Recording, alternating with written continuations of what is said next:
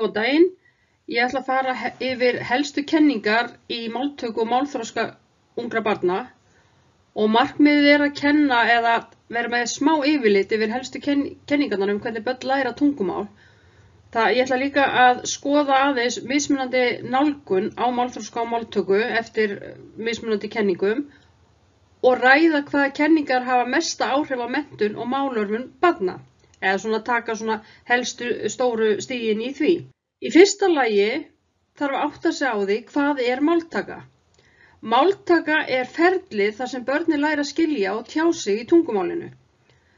Máltakan byrjar strax við fæðingu og þróast á fyrstu árunum og börn ná oftast tökum á móðmálinu áreynslulaust og hratt.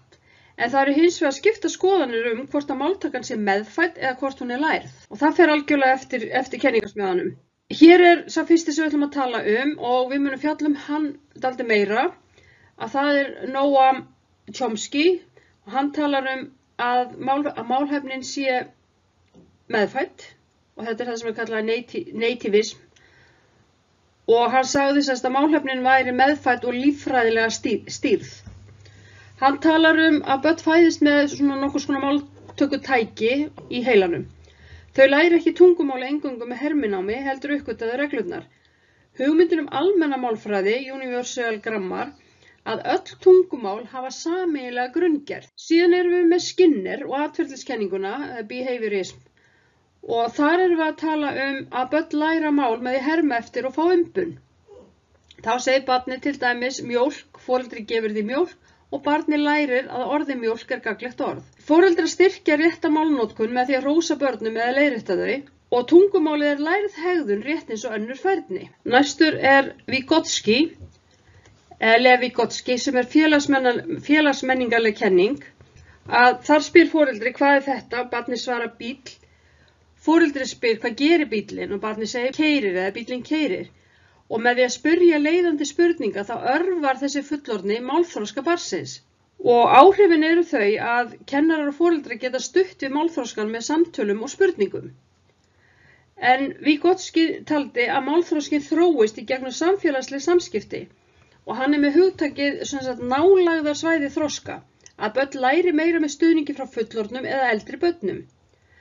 Hann telur að talið sé fyrst félagslegt, til dæmis samræði við foreldra, en verður síðan sjálfstætt hugsunartæki, eftir því sem þau eldast. Síðan erum við með PSE, hugsmíðakenninguna hans, cognitive theory, að barnið lærir orðið stór þegar það skilur munin á stórum og litlum hlutum.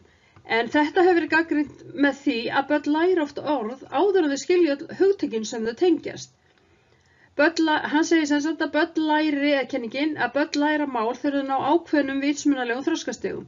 Málþroski fylgir almennu þroska heilas og rökhugsunar og börn læri ekki orð fyrir þau skilja hugtökin sem orðin tákna. Brunner, með samskiptakenninguna, hann talar að mikilvægi þess að foreldrar lesa bækur, syngja lög og tala við börnin sín og þannig læra börnin málið í samskiptum. Áhrifin eru þau að mikilvægi málörvunar í leikskólum og heimilum er ótrúlega mikilvæg.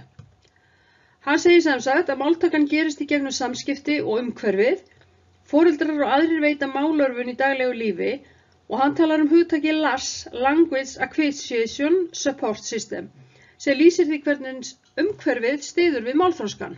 Hér er samanburður á kenningunum, eða þessum sem ég var að tala og það væri skemmtilegt að spá aðeins í hvaða kenningu þú telur að útskýri best hvernig börnin læra málið. Við erum fyrst með Chomsky sem er hér. Hann talar helstu hugtökin hjá honum er meðfædd málhæfni, almenn málfræði. Börn fæðast með málhæfileikana og læra með litlu áreiti, en gagnrýnin er að hann vanmeti áhrif umhverfisins. Síðan erum við með Skinner sem talar herminá og umbun.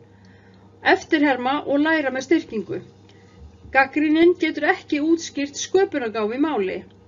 Svo erum við Vygotsky sem talar nálægðarsvæðið í þroskanum og félagslegt nám og börn læri í samskiptum við aðra, en hann vanmetur líffræðilega þætti. PSE og vitsmunakenningin, að hann með hugsmíðakenninguna og vitsmunaþroskan og að börn læri mál þegar þau skilja hugtökin, ekki fyrr. En gagnrýnin svo að börn læra oft orð án þess að skilja það endilega alveg.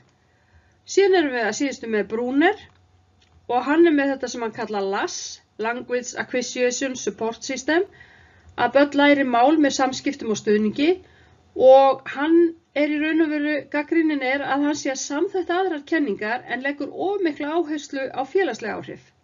Hvernig ætti eða gæti skólakerfið stutti börn sem eru með seinkaðan málþroska?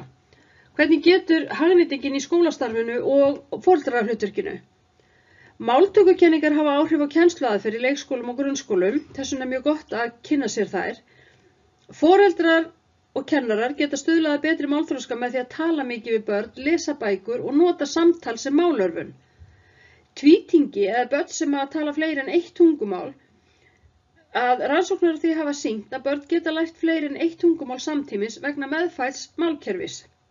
Samantektin að máltakan flókiferli sem virðist vera bæði líffræðilegt og félagslegt. Engin ein kenning virðist útskýra máltökuna fullkomlega en flestar kenningarnar bæta hver aðra upp, og í þriðja lagi að það mjög mikilvægt að styðja við málþroska barna með málörvum, samræðum og fjölbreyttu málumhverfi.